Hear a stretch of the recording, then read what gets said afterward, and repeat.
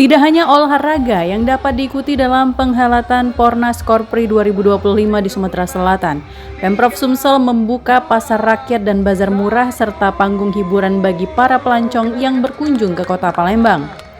Setidaknya terdata ada sekitar 75 booth atau stand makanan mengisi pesta rakyat dan bazar UMKM yang dibuka langsung Sekretaris Daerah Edward Chandra di halaman kantor DPRD Sumatera Selatan.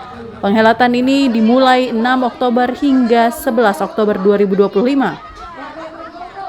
Kegiatan ini sebagai bentuk kolaborasi dari pemerintah dan para pelaku usaha untuk berkontribusi dan mendapat manfaat dari kegiatan Pekan Olahraga Nasional Korpri 2025 di Sumsel.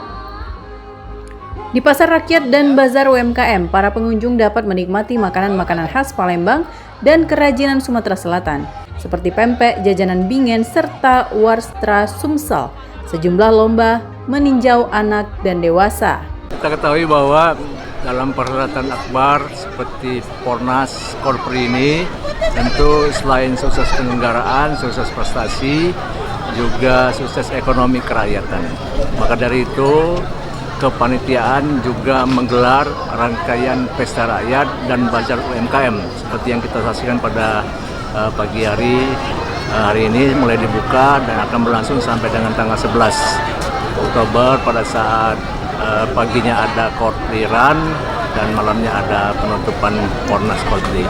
Harapannya tentunya dengan adanya kegiatan ini bisa adanya kolaborasi dari para pelaku usaha untuk turut serta untuk memberikan kontribusi dan mereka juga mendapatkan manfaat dengan seluruh peserta dari seluruh Indonesia yang datang ke bazar ini untuk membeli kuliner maupun dari kerajinan-kerajinan lainnya khas Sumatera Selatan.